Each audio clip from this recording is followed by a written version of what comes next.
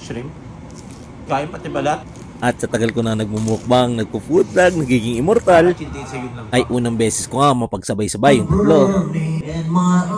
Ito yung tipong lugar na halos nagawa ko lahat. Takin mo, nakakain ako ng Chinese food na palaka. Sa mga kabataan dyan, ito yung pala ang bubuka-buka ka. Pagsilbihan ng pogi, ay papa! Favorite natin ang crispy pata at ang sisig.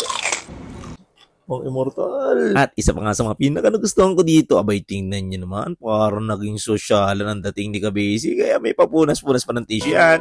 At nandito nga tayo ngayon sa Yunnan Fangxing 168. At located lang siya sa 8th floor nitong Guangdong Hotel. Madali lang siyang puntahan, type mo lang sa Waze Yunnan Fang o kaya Guangdong Hotel, dadaling ka na sa kanila. Open nga pala ang Yunnan Fang from 5 PM to 6 AM. Nagustuhan ko rin talaga itong nakaka-relax nilang place. Tapos tignan nyo yung alfresco vibes habang kumakain kayo dahil nasa 8th floor. Grabe, ang ganda ng view sa labas. Meron din silang VIP room dito for us 5,588 pesos lang. At talaga na-enjoy namin dahil fully air condition, nakakanta kami at nakapag-cocomelon pa si Du. At kung may handaan nga, pwede mo pa set upan sa kanila up to 30% yung pinakamalaki. No time limit na yan ha. At ito pa ang pabonus nila sa lahat na makakapanood ng video natin. Screenshot nyo lang tong video natin tapos i-like natin yung page nila. Yun lang Fang Restaurant. Ay may palibreng beer na sila sa inyo. Yun lang Fang, meron silang mga bucket beer. Food nila dito Filipino, Chinese, tsaka Vietnamese. So magpe-place tayo ng order dito. At isa pang maganda, free pick up and drop off sila pag tiga Manila ka, Pasay at Paranaque. Message nyo lang sila. Bullfrog with sauce. Yan.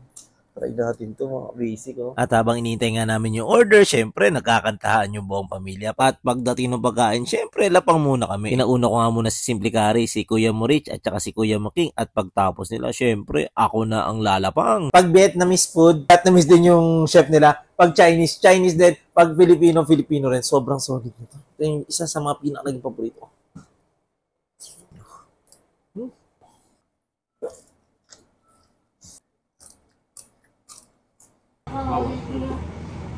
Ito yung best seller dito.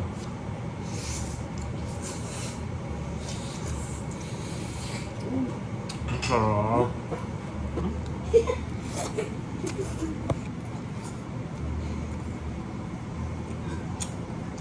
Panalo to?